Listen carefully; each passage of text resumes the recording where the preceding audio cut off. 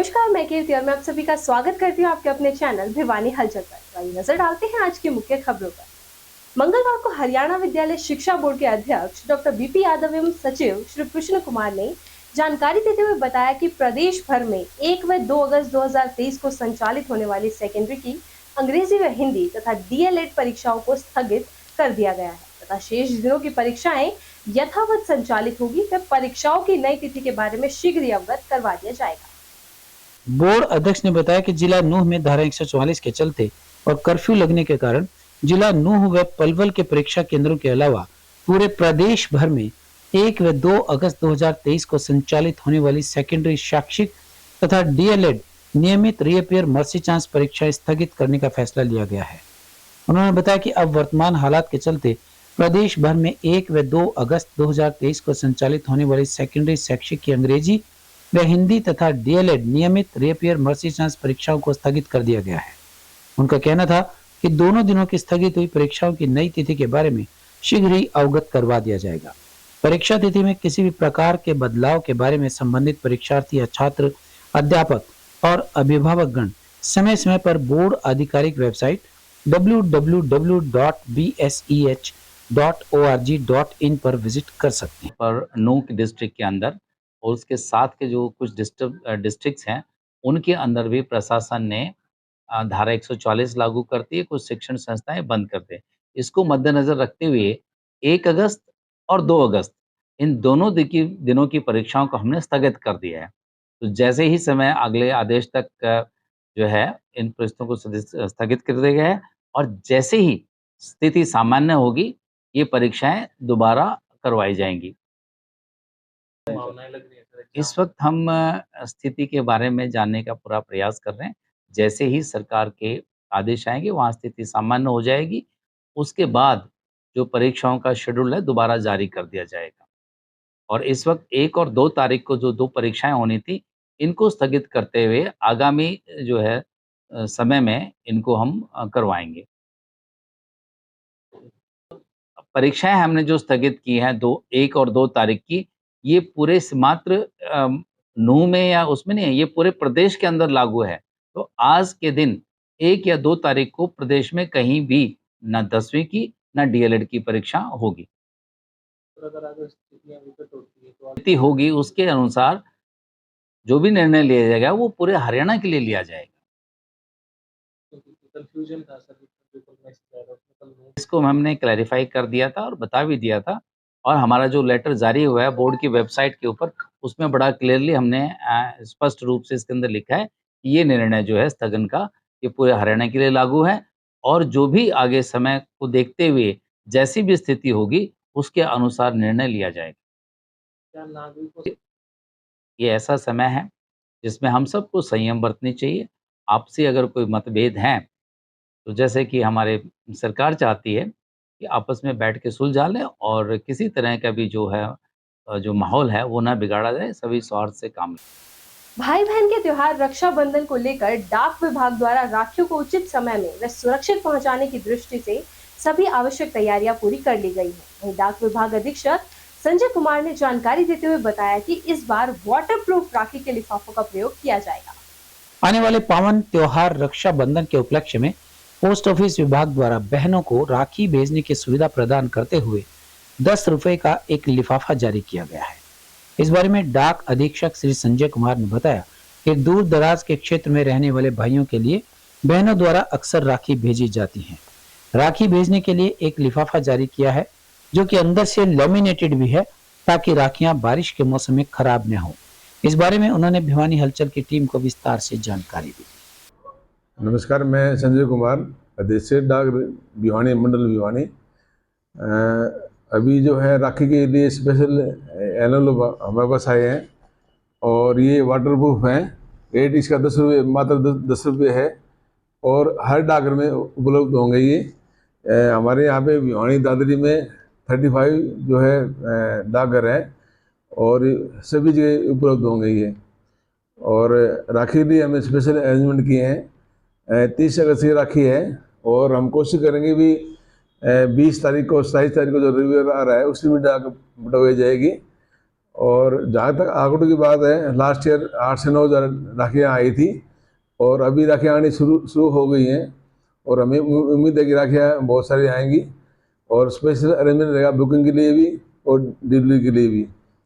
विदेशी डाक भी काफ़ी आती है राखियों में, तो जो भी डाक यहाँ पे आएगी हर डाक को बड़ी अच्छी तरह से देखभाल की जाएगी और कोई भी राखी ऐसी नहीं बचेगी जो डिलीवर ना हो। हर राखी को डिलीवर कराने की कोशिश की जाएगी। प्रयास रहता है, हर साल हम राखी के स्पेशल एफर्ट करते हैं और इस बार भी हमारे एक्स्ट्रा एफर्ट रहेंगे। कोई भी भाई जो है बिना राखी के नहीं रह पाएगा। जो भी बहन राखी भेजेगी किसी भाई अपने भाई को, तो हर तरीके से वो हर संभव प्रयास किया जाएगा। 100% डिलीवरी होगी। मतलब है इसमें हमने भिवानी ग्रुप में भी डाला के सभी ग्रुप में जो हमारे ग्रुप हैं हमारे उसमें सनदे में, और सभी पोस्ट ऑफिस में भी भेजे गए हैं और नोटिस बोर्ड भी लगाया जाएगा डाकघर में भी, ताकि पब्लिक को पता चले भी मात्र 10 रुपये में वाटरप्रूफ। वर्ष की बात है, इस वर्ष भी हमने भारतीय डाक विभाग ने एक लिफाफा तैयार किया है जो वाटरप्रूफ लिफाफा है और इसकी कॉस्ट 10 रुपये है और इसके लिए इसका पोस्टेज चार्ज इसके लिए अलग रहता है और ये पोस्टेज चार्ज वज़न के अकॉर्डिंग अलग अलग हो सकता है। ये जैसे आप सभी जानते हैं बरसात का मौसम है, बरसात के मौसम में भाई राखियाँ वगैरह भीगने का डर रहता है, तो राखियाँ भीगने की वजह से राखियाँ ख़राब ना हो और प्रत्येक बहन ने जो अपनी राखी के माध्यम से अपने भाई को एक प्यार भेजा है वो प्यार उनका सुरक्षित उनके भाई तक पहुँचे, इसलिए भारतीय डाक विभाग एक स्पेशल वाटरप्रूफ लिफाफा लेके आया है जिसके माध्यम से प्रत्येक बहन अपने भाई के पास अपनी राखी के रूप में अपना प्यार अपना स्नेह अपने भाई को भेज। 19 जुलाई को कैथल में क्षत्रिय समाज के ऊपर भाजपा सरकार द्वारा की गई लाठीचार्ज व अन्याय के विरोध में Indian medical professional association, Bharat Mukti Morcha व क्षत्रिय मूल निवासी महासंघ द्वारा त्रिवेणी रोड पर स्थित अंबेडकर भवन में प्रेस वार्ता का आयोजन किया गया। वह कहा कि आने वाले समय में क्षत्रिय समाज सरकार को इसका जवाब देगा। बैंक कॉलोनी स्थित भिवानी के अंबेडकर भवन में ओबीसी और एससी समाज के संगठन वाम सेफ की इकाई इंडियन मेडिकल प्रोफेशनल एसोसिएशन और भारत मुक्ति मोर्चा की संयुक्त कॉन्फ्रेंस व मीटिंग हुई। इसमें 19 जुलाई को क्षत्रिय समाज पर हुई लाठीचार्ज और आंसू गैस गोले दागने व समाज के लोगों को जेल में डालने के लिए एससी समाज और ओबीसी समाज क्षत्रिय समाज पर हुए अत्याचार पर बीजेपी सरकार को दोषी ठहराया गया व क्षत्रिय समाज का साथ देने का भरोसा दिलाया गया। आने वाले 2024 के चुनाव में बीजेपी का बहिष्कार करने का निर्णय लिया गया और एक रिटायर्ड जज से उच्च स्तरीय जांच करवाने के लिए कहा गया। ये प्रेस कॉन्फ्रेंस 19 जुलाई को जो क्षत्रिय समाज पे बीजेपी सरकार द्वारा लाठीचार्ज किया गया, आंसू गैस के गोले घेरे गए और उनके इतिहास को विकृत करने का कार्य जो सरकार बीजेपी और आरएसएस कर रही है उसके लिए है। ये जो प्रेस कॉन्फ्रेंस है संयुक्त प्रेस कॉन्फ्रेंस है जो भाइयों के साथ में, विनोद सांगा जी के साथ में और इनके संगठन है उनके साथ में की जा रही है, ताकि समाज में एक मैसेज जाए। समाज को बताना चाहते हैं कि जो तानाशाही के द्वारा किया जा रहा है सरकार के द्वारा, वो उसमें सिर्फ क्षत्रिय समाज ही आहत नहीं है, उसके साथ में और समाज भी, एससी समाज भी हमारा और हमारा जाट समाज भी और जितने भी समाज है साथ में वो आहत है। इस लिए ये कार्यक्रम, ये आपकी जो मीटिंग है ये बुलाई गई है ताकि इस मैसेज को सरकार तक और भाइयों तक बताया जाए, पहुंचाया जाए। इसमें जो एजेंडा रखा गया है इसमें यही एजेंडा है कि सभी समाज मिलके एससी समाज के साथ में, अपना वाम सेप के साथ में, जो हमारे वाम सेप संगठन है, क्षत्रिय मूल निवासी महासंघ संगठन है, वो मिलके सरकार को ये बताना चाहते हैं कि हम सब एक हैं और आने वाले चुनाव में आप सब का बहिष्कार करेंगे। आज की जो प्रेस कॉन्फ्रेंस रखी गई है, इस प्रेस कॉन्फ्रेंस रखने का जो मकसद है, 19 जुलाई को कैथल में जो राजपूत समाज के लोग प्रदर्शन कर रहे थे, उस प्रदर्शन पर वर्तमान की जो आरएसएस बीजेपी की सरकार है उन लोगों पर लाठीचार्ज किया गया है, आंसू गैस के गोले दागे गए हैं तो हम सरकार से ये कहना चाहते हैं कि सरकार, वर्तमान की जो बीजेपी आरएसएस की सरकार है, वो आपस में राजपूत और गुज्जरों को लड़ाने का प्रयास कर रही है। तो सरकार की जो आरएसएस बीजेपी की सरकार, उसका मकसद ही यही है कि डिवाइड एंड रूल, फूट डालो और राज करो। ये जो सरकार है, ये न क्षत्रियों को कुछ देना चाहती है, न गुज्जरों को कुछ देना चाहती है, बल्कि इनका मकसद केवल लोगों को आपस में लड़ाना है। तो हम इस प्रेस कॉन्फ्रेंस के माध्यम से ये बताना चाहते हैं कि जो आरएसएस बीजेपी की सरकार आपस में लोगों को लड़ाना चाहती है, तो मैं क्षत्रिय समाज के भाइयों से भी और गुर्जर समाज के भाइयों से भी निवेदन करना चाहता हूं कि इस सरकार की पॉलिसी को समझे और आपस में भाईचारा बढ़ाने का काम करे, भाईचारा कायम रखने का काम करे। आने वाली 7 अगस्त को भारत मुक्ति मोर्चा और बामसेप की जो ऑफशूट विंग्स हैं, उसके द्वारा पूरे देश भर के 567 जिलों में 7 अगस्त को भारत बंद का कार्यक्रम किया जा रहा है। आज ये जो प्रेस कॉन्फ्रेंस का जो कार्यक्रम है, ये हमारे जो 19 जुलाई को बीजेपी की सरकार में हमारे राजपूत भाइयों के ऊपर जो लाठीचार्ज हुआ, सुगेश के घोड़े छोड़े हैं, उसका हम पुरजोर विरोध करते हैं। और जहां हमारे राजपूत भाइयों को हमारी जरूरत पड़ेगी, उनके साथ खड़े मिलेंगे। और जितना भी ये आरएसएस और बीजेपी की सरकार, इनका काम है डिवाइड एंड रूल। आज ये पहले और दंगे करवाते थे, और आज ताजा उदाहरण हरियाणा में आपने कल देख लिया, किस तरह से भी किसका कौन दोषी है, क्या विजिलेंस, आईबी, जो उनके सीआईडी वाले कहा थे भी इसको प्रोग्राम को होने दिया उन्होंने। और रही बात जो राजपूत भाइयों का और गुजरों का, क्या राजपूत और गुज्जर भाई क्या पहले इस देश में नहीं रहते थे? वो मूर्ति पहले भी वहीं पे थी। ये 2024 का जो इलेक्शन आ रहा है, जो एमपी के इलेक्शन है, सारी की सारी प्री प्लानिंग है इन लोगों की। भाई इनको आपस में लड़ाओ और लड़ा के एक ध्रुवीकरण करके वोट को अपनी तरफ खींचने का ये काम कर रहे हैं। हमारी रणनीति सर ये है कि अभी जो कैथल के अंदर जो एक मूर्ति लगाई गई है राजा मीर भोज की, ठीक है, तो गुज्जर भाई कह रहे हैं वो हमारे समाज से है, राजपूत भाई कह रहे हैं वो हमारे समाज से है, जबकि गुज्जर भी हमारे हैं, राजपूत भी हमारे, सभी आपस में भाई भाई हैं। इन दोनों का आपस में कोई लड़ाई झगड़ा नहीं है।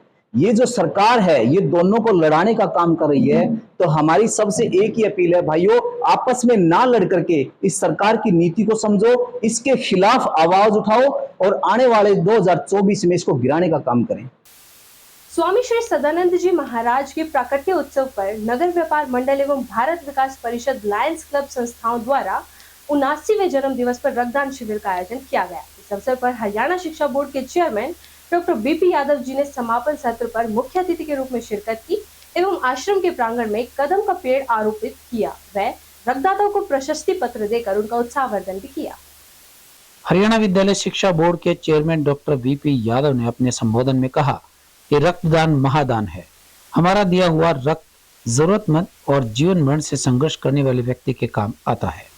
निश्चित रूप से वह सभी परम भाग्यशाली हैं जो रक्तदान करते हैं।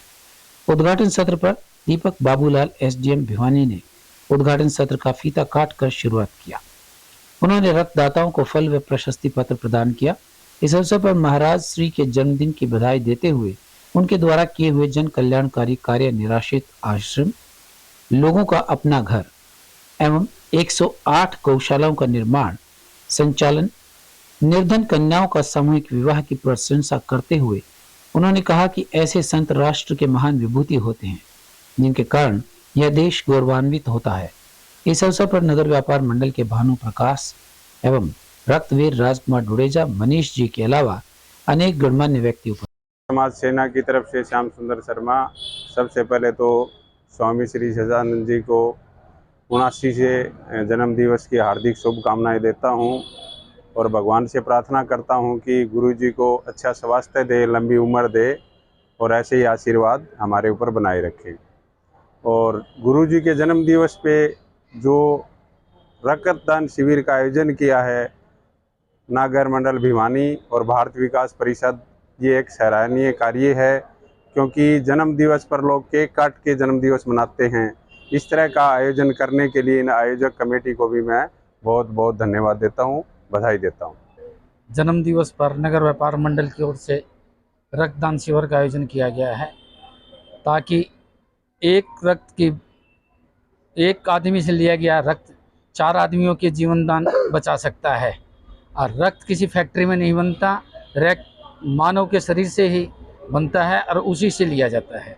आज श्री कृष्ण प्रणामी आश्रम में भारत विकास परिषद नगर व्यापार मंडल के संयुक्त लायंस क्लब के संयुक्त तत्वाधान में स्वामी श्री सदानंद जी महाराज का 79वां प्राकट्य उत्सव मनाया जा रहा है। इस अवसर पर यही संदेश है, क्योंकि संत किसी एक संस्था की विभूति नहीं होते, पूरे राष्ट्र की विभूति होते हैं। तो नगर के संस्थाओं ने आकर के यहाँ कहा कि हर साल आप आयोजन करते हैं, आपकी बार हमें आयोजन करने का मौका दे। तो उन्होंने बड़े सहर्ष भूमिका में नगर व्यापार मंडल ने और भारत विकास परिषद लायंस क्लब अन्य संस्थाएं आकर के और महाराज श्री के जो जन्मदिन पे आज ये रक्तदान शिविर का आयोजन किया है, जो कैंसर रोगियों के पीड़ितों के लिए और हमारे देश के जो नौजवान वहाँ शहीद होते हैं और ज़रूरतमंद उनकी भी आवश्यकताएं हैं। मंगलवार को लघु सचिवालय के सामने क्लर्कों की अनिश्चितकालीन हड़ताल के समर्थन में दिव्यांगजनों ने सरकार के खिलाफ रोष व्यक्त किया। वे सरकार का पुतला जलाया। वे सरकार को चेताते हुए कहा कि यदि जल्द ही लिपिक वर्ग की मांग नहीं मानी गई तो आने वाले समय में हड़ताल को तेज किया जाएगा। लंबे समय से 35,400 रुपए की मांग कर रहे क्लरिकल एसोसिएशन के सदस्यों द्वारा दिए जा रहे धरने प्रदर्शन को दिव्यांग जनों द्वारा समर्थन दिया गया। उनका कहना था कि क्लर्क्स की मांग जायज है और उन्हें उनका हक मिलना चाहिए। इसके लिए उन्हें चाहे कितना ही और संघर्ष क्यों न करना पड़े। गौरतलब है कि दिव्यांग जन भी अपनी मांगों को लेकर लंबे समय से धरने पर बैठे हुए हैं।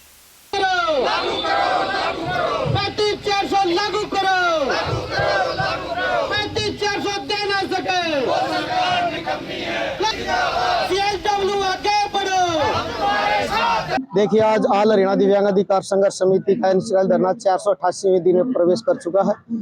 और आज जो हमारे बगल में हमारे साथी हैं, कल तक जो लगभग 28 दिन से 5 जुलाई से लेकर के अनिश्चितकालीन भूख हड़ताल पे बैठे हैं। सरकार ने हरियाणा सरकार ने मिलीजुली सरकार ने इनकी अनदेखी की हुई है।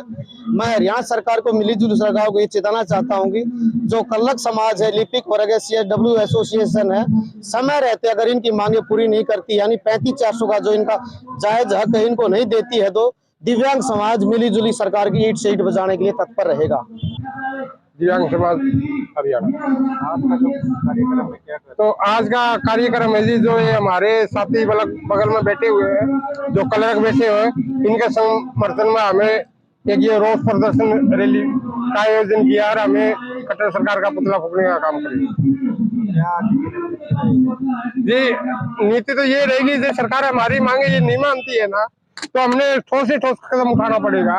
ठोस से ठोस कदम उठाएंगे, यानी जो हमारे प्रदेश अध्यक्ष ने बताया, वे सरकार नहीं मानती तो हमने ये गेट का ताला लगाना भी पड़ेगा। एडवोकेट अध्यक्ष प्रतिनिधि दिव्यांग समाज हरियाणा।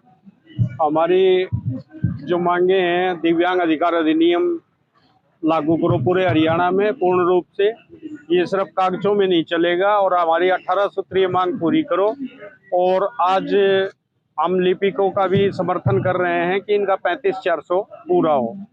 हम आज जो है प्रदर्शन करेंगे और ज्ञापन सौंपेंगे माननीय मुख्यमंत्री महोदय के नाम कि हमारी मांगे पूरी करें और इनकी मांगे पूरी करें।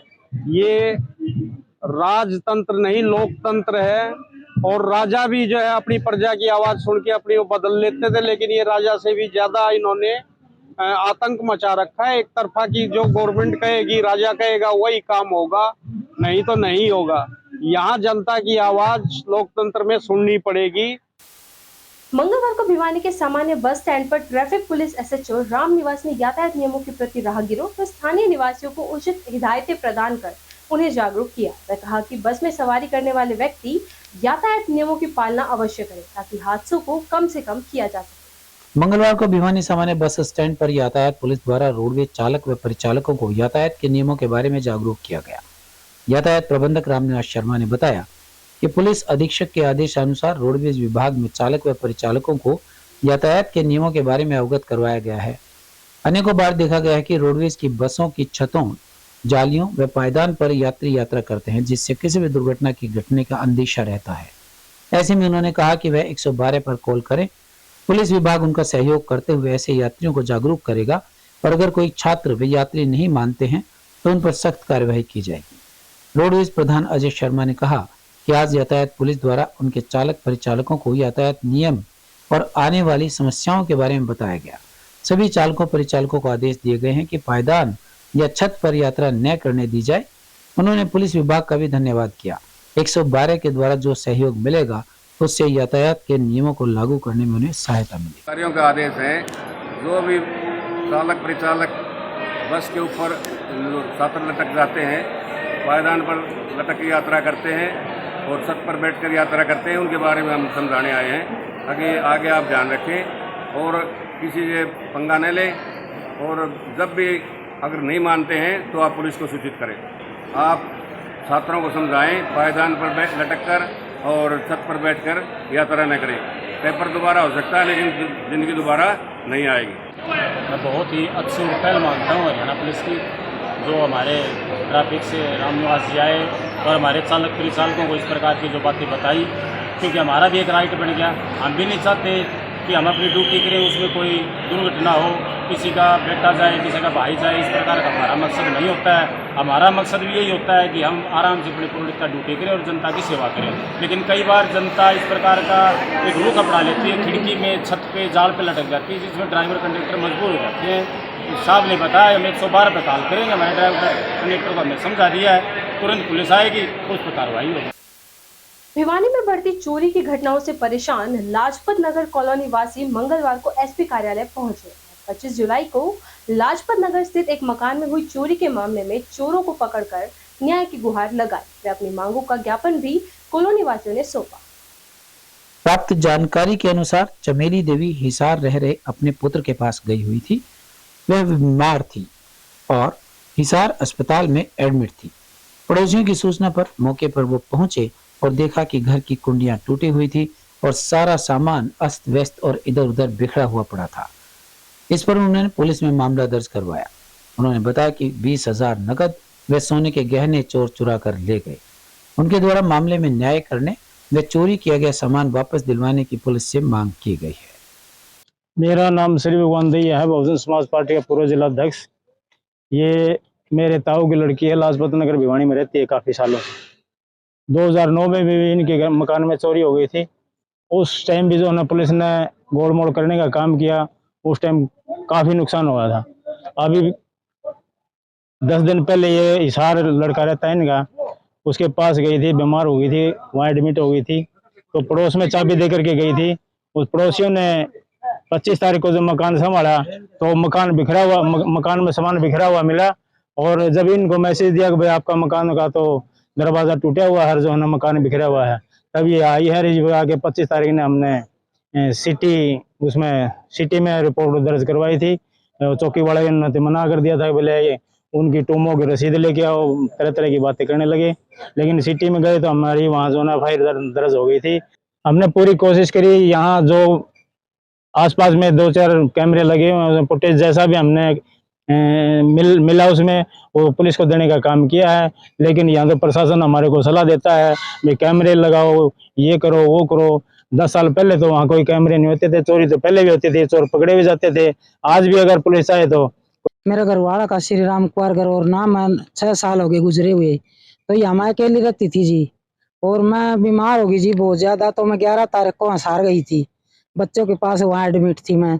25 की रात को यहाँ बारिश हुई है बहुत ज्यादा, और मैं पड़ोस में चाबी दे के गई थी जी कि भी मेरा घर संभाल लियो। मेरा घर नीचा पड़ता, उसमें पानी भर जाता बारिश का। तो पड़ोसियों ने रात में बारिश हुई, पड़ोस में चाबी दे के गई थी, उन्होंने घर खोला। मेन गेट का ताला बंद था जी, मेन गेट का अंदर दीवार पर को घुस के न, और उन्होंने मेरी ताला तो टूटा नहीं, कुंडे पाड़ रखे, जाके देख लो। तो उन्होंने मेन गेट का ताला खोला तो अंदर का सब कुछ खींचा मिला। तो जो पड़ोसी पर चाबी थे अंदर नहीं घुसा, उसने सारी कॉलोनी इकट्ठी करी कि भी डॉक्टर गरोर का घर में चोरी हुई है, हम अंदर नहीं घुसे। तो फिर सब जाके मिलके उन्होंने पुलिस बुलाई। तो पुलिस ने सारा हाल देखा, मेरा घर का लिख के ले गए। श्यामना जी वो रिपोर्ट दर्ज करी। मैं आई 26 को 4 बजे, डॉक्टर ने मेरे को छुट्टी नहीं दी, जाते ही तो फोन 4 बजे मैं भिवानी में आई, सारे मेरे बयान लिख के वहां गए। तो चौकी वाली पुलिस ने न्यू बोला कि भाई रसीद ले आओ, टूमा की। तो जी 75 साल की मेरी उम्र है, मेरे माँ बाप ने कभी टूम कराई होंगी, तो आज मैं रसीद क्या से लाऊं? डॉक्टर साहब की सारी फाइल, सारी डायरी, सारे कागज चोर उठा के ले गया अब 25 को। तो जी 20,000 तो मेरा नगद है जो मैंने भरत माटी के लिए कढ़वा के ले आई थी। 3 तारीख का चाहे बैंक में जाके पूछ ले, 20,000 निकलवा के ले आई थी। वो 20,000 और 4 टूम है जी, चैन है, अंगूठी है, काना के को गल में बांधन का। कितने लगभग वो तो देखो जी, आज सुनार ने पूछो जाके क्या कीमत है सोने की। तोड़ा तो जी ऐसे मेरे माँ बाप तो कोई मर तोड़ा कौन तो लाई। मेरा नाम जी शकुंतला देवी है। मैं खरकड़ी फाटक लाजपत नगर से आई हूँ। मेरी पड़ोस में मेरे बहन जी हैं चमेली, उनके घर में चोरी हो गई है। उनके साथ आए हम। क्या मांग करते हैं? उनको न्याय दिलाना चाहिए और उनको जो चोर हो पकड़ा जाना चाहिए और उनका जो चोरी हुआ सामान टूम वगैरह जो भी उनका वापस दिलाया जाए। खबरों का सिलसिला यूं ही जारी रहेगा। मुझे और भिवानी हलचल की टीम को दीजिए इजाजत और बने रहिए आपके अपने चैनल भिवानी हलचल के साथ।